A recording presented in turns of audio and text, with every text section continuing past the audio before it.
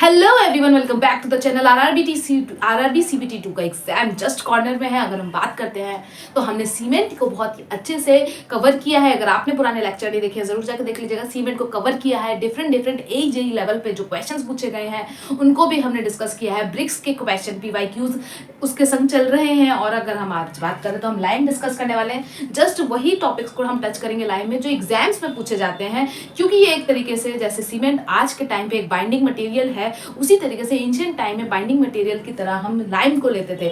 Lime एक binding material है, जैसे सीमेंट का काम करता है, लेकिन लाइम में एक सबसे बड़ी दिक्कत क्या थी कि ये जो है बेसिकली जो सेटिंग टाइम है इसका बहुत ज्यादा देखने को मिलता था हमें एज कम्पेयर टू सीमेंट। तो हम लाइम में बात करें तो लाइम में सबसे पहला हमारा इंपॉर्टेंट टर्म है, उसको बोलते हैं हम कैल्सिनेशन। अगर हम बात करें सबसे इंपॉर्टेंट टर्म हमारा है कैल्सिनेशन। कैल्सिनेशन को डिस्कस करें तो बेसिकली कैल्सिनेशन क्या है, जो हमारे पास लाइमस्टोन है, लाइमस्टोन को जब हमारे पास लाइमस्टोन है मतलब CaCO3 है हमारे पास, लाइमस्टोन को जब हमने रेड हॉट हीट किया है तो हमने बहुत ज़्यादा उसको रेड हॉटनेस के टेम्परेचर तक उसको जब हीट किया है तो हमको जो कंपाउंड मिल रहा है वो हमें यहाँ पे क्या मिलेगा, CaO मिलेगा, और जो हमारी कार्बन डाइऑक्साइड है वो लिबरेट हो जाएगी। तो ये जो प्रोसेस होती है जब हम अपने लाइमस्टोन को रेड हॉट हीट करते हैं, इस प्रोसेस को कैल्सिनेशन बोला जाता है। वेल अगर हम बात करते हैं यहाँ पर जो CaO है इसको हम क्विक लाइम भी बोलते हैं, इसको हम क्विक लाइम भी बोलते हैं। तो अगर हम बात करें CaO हमारा क्विक लाइम भी बोला जाता है, तो ये जो प्रोसेस है इसको हम कैल्सिनेशन बोलते हैं। तो जब हमने उसको रेड हॉट किया तो उसे कैल्सिनेशन बोलते हैं। वहीं पे एक और इंपॉर्टेंट टर्म है हमारा स्लेकिंग। यहीं पे हमारा इंपॉर्टेंट टर्म एक और जो हमारा पूछा जाता है वो है स्लेकिंग। अगर स्लेकिंग के बारे में डिस्कस करें तो बेसिक स्लेकिंग क्या है, स्लेकिंग क्या है, जो हमारा क्विक लाइम है CaO है तो इसकी क्या है, ये प्यार करता है वाटर से, इसकी एफिनिटी है वाटर की तरफ। तो अगर ये पानी को देखता है तो पानी के संग रिएक्शन करता है और बना लेता है स्लेक्ड लाइम, जिसे हम बोलते हैं CaOH का होल ट्वाइस। दैट मीन्स कि इसको हम बोलते हैं स्लेक्ड लाइम या फिर हम इसको हाइड्रोलिक लाइम भी बोलते हैं। तो ये बेसिकली हम क्या कहते हैं कि जो हमारा कार्बन, ये देखो यहाँ पर क्या था, ये लाइमस्टोन था हमारा, कैल्शियम कार्बोनेट था, उसको जब हीट किया हमें क्विक लाइम में, जब हमारा क्लिन से निकल के आता है, जब ये क्लिन से निकल के आता है तो इसको हम लंप लाइम भी बोलते हैं। तो ये पूछा जाता है कि लंप लाइम भी इसका नाम है। हाँ, जब क्लिन से निकल के जो हमारा क्विक लाइम आता है उसको हम लंप लाइम भी बोलते हैं, लंप लाइम भी बोला जाता है। इसकी जो वाटर के संग एफिनिटी बहुत ही खतरनाक है। CaO को अगर पानी मिल गया तो वो रिएक्शन कर लेगा और बनाता है स्लेक्ड लाइम, और इस प्रोसेस को स्लेकिंग कहते हैं।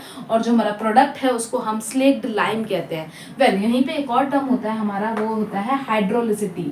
हाइड्रोलिसिटी जैसे कि आप देख सकते हो इसमें वाटर का टर्म आ रहा है, तो हाइड्रोलिसिटी की अगर हम बात करें तो बेसिकली इस टर्म का मतलब क्या है, हाइड्रोलिसिटी का मतलब है कि जहां पर भी मॉइस्चर प्रेजेंट है या फिर कोई भी एरिया डैम्पन है, तो जहां पर भी मॉइस्चर प्रेजेंट है या कोई भी एरिया डैम्पन है तो वहां पर क्या होता है कि ये अपनी वाटर के संग रिएक्टिविटी करते हैं और इस तरीके की प्रोसेस को या इस तरीके की प्रॉपर्टी को हाइड्रोलिसिटी कहते हैं। तो जहां पर भी मॉइस्चर प्रेजेंट है ये रिएक्ट कर जाएगा और सेट होना स्टार्ट कर देगा, तो इस तरीके की चीज को हम बोलते हैं हाइड्रोलिसिटी।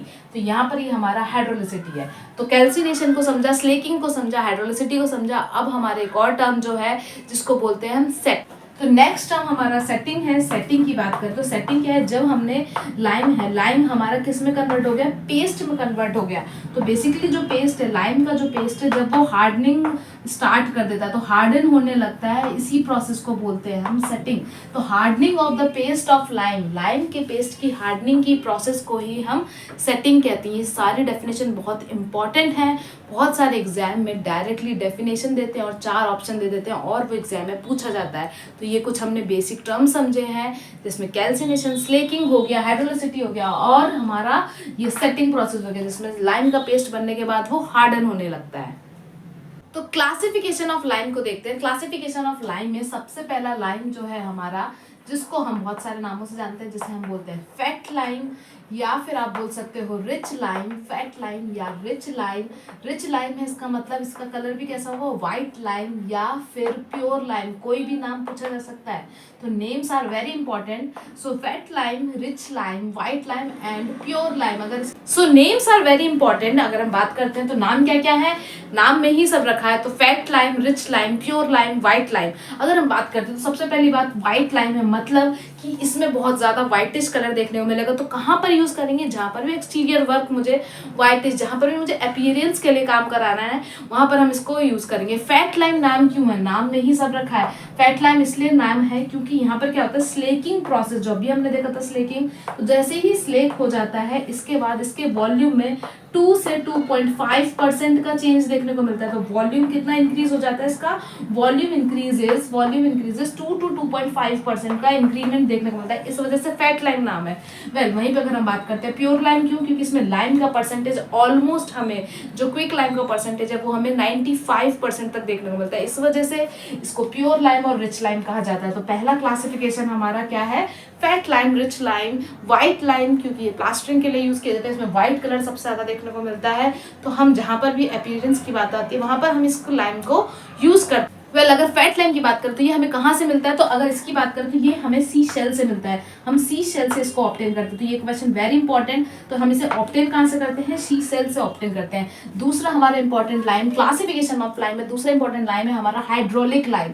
अगर इसकी बात करें तो यहाँ पर क्या है, बेसिकली हाइड्रोलिक लाइम है। इसका मतलब क्या है, ये लाइम कहाँ पर मिलेगी, ये लाइम कहाँ यूज करते हैं, जहां पर भी मॉइस्चर या तो उस पर्टिकुलर एरिया डैम्पन है या फिर मॉइस्चर प्रेजेंट है, तो वहां पर हमारा हाइड्रोलिक लाइम रहता है। तो हाइड्रोलिक लाइम की अगर हम बात करते हैं तो इसको वाटर लाइम भी बोला जाता है, इसको हम बोलते हैं वाटर लाइम भी बोला जाता है। अगर हम इसकी बात करें हाइड्रोलिक लाइम की, वाटर लाइम भी बोला जाता है। तो जहां पर भी हमारे ये बेसिकली कहाँ सेट हो सकता है, इट कैन बी सेट, ये सेट होता है अंडर वाटर सेट होता है। ऊपर से एक और पॉइंट वेरी इंपॉर्टेंट, ये वहां पर भी थिक वॉल्स पे सेट हो सकता है जहां पर नो सर्कुलेशन ऑफ एयर, तो एयर का सर्कुलेशन नहीं होना चाहिए, जहां पर भी सर्कुलेशन नहीं है, नो सर्कुलेशन ऑफ एयर, तो वहां पर भी हमें सेटिंग देखने को मिलेगी। तो नो सर्कुलेशन ऑफ एयर, सो वहां पर भी हमको हाइड्रोलिक लाइम में सेटिंग देखने को मिलेगी। थोड़ा सा इसमें जो बेसिकली अगर इसकी बात करें प्योर लाइम के कंपेयर में, इसमें ज्यादा इंप्योरिटीज की परसेंटेज होती है, तो इसी वजह से इसका हमें व्हाइटिश कलर तो देखने को नहीं मिलेगा, थोड़ा सा मडी कलर देखने को मिलेगा, अगर हम बात करें प्योर व्हाइटिश नहीं देखने को मिलेगा, थोड़ा सा येलोइश कलर देखने को मिलेगा। वहीं पर अगर हम बात करते हैं बेसिकली, तो ये अंडर वाटर सेट हो सकता है, जहां पर भी एयर का सर्कुलेशन नहीं है वहां सेट हो सकता है। हाइड्रोलिक लाइम की अगर हम बात करते हैं तो हाइड्रोलिक लाइम की अगर बात करते हैं तो इसमें हमारे पास जो इम्प्योरिटीज की बात करें, यहाँ पर हमें 5% की इम्प्योरिटी देखने को मिल रही थी, क्योंकि 95% तो हमारा प्योर लाइम देखने को मिल रहा था, लेकिन यहाँ पर आपको 70% के आसपास लाइम देखने को मिलेगा। 20 से 30% में आपको इम्प्योरिटीज देखने को मिलेगी।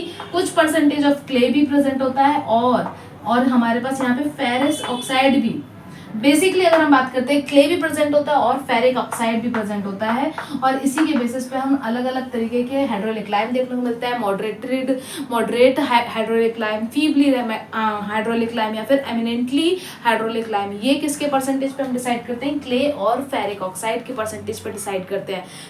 अगर इसकी बात करें तो ये हमें कंकड़ से मिलता है, अगर हम इसकी बात करते हैं तो ये हमें कंकड़ से मिलता है। जैसे अभी हमने यहाँ पर देखा कि हमें प्योर लाइम किससे मिल रहा था, शी शेल से मिल रहा था, उसी तरीके से कंकड़ से हमें हाइड्रोलिक लाइम या फिर वाटर लाइम मिलता है। और थर्ड है हमारा पुअर लाइम, जो कि जिसको हम लीन लाइम भी बोलते हैं और पुअर लाइम भी बोलते हैं। नाम में ही लिखा है, मतलब कि इसमें इम्प्योरिटीज का परसेंटेज सबसे ज्यादा होगा, लीन लाइम। तो बेसिकली ये तो वहां यूज करा जाता है जहां पर भी इंजीनियरिंग प्रॉपर्टीज नहीं चाहिए, जहां पर भी मुझे व्हाइटिश अपीयरेंस का काम नहीं है, तो वहां यूज करेंगे, क्योंकि इसका कलर भी आपको कैसे देखने को मिलेगा, मडी कलर देखने को मिलता है, मडी कलर। और इसमें हमारी 30% के अप्रोक्सीमेटली आपको इम्प्योरिटीज देखने को मिलती है। तो बेसिकली ये तो ना अपीयरेंस के लिए यूज किया जाता है और ना ही हमारे स्ट्रेंथ से रिलेटेड कामों में यूज किया जाता है। तो अगर हम इसकी बात करते हैं, ये हमें किससे मिलता है, ये डोलोमाइट से मिलता है हमें। अगर इसकी बात करें तो ये हमें मिलता है डोलोमाइट से। सारे पॉइंट इंपॉर्टेंट है, किसी भी एमसीक्यू में पूछा जा सकता है। तो डोलोमाइट से हमको पुअर लाइम देखने को मिलता है। तो 30% के आसपास आपको क्ले या फिर इम्प्योरिटीज देखने को मिलती है। और इसकी जो स्लेकिंग की प्रोसेस है, स्लेकिंग इज वेरी स्लो। तो स्लेकिंग की जो प्रोसेस है इज वेरी स्लो है, बहुत ज्यादा जो स्लेकिंग की प्रोसेस है वो बहुत ज्यादा स्लो देखने को मिलेगी। तो यहाँ पर अगर हम बात करते हैं तो ये हमारे 3 टाइप के क्लासिफिकेशन हुआ। हमने यहाँ पर देखा क्लासिफिकेशन देखा, तो फैट लाइम हो गया जिसको हम रिच लाइम भी बोलते हैं, अगर हम बात करते हैं व्हाइट लाइम भी बोला जाता है। फिर हाइड्रोलिक लाइम देखा, जैसे वाटर लाइम भी बोलते हैं, वो अंडर वाटर या फिर जहाँ पर भी एयर का सर्कुलेशन नहीं है वहां पे आराम से सेट हो सकता है। और पुअर लाइम की बात करें तो उसे लीन लाइम भी बोला जाता है। 30% के अप्रोक्सीमेटली इम्प्योरिटीज जो कि क्ले है वो देखने को मिलती है।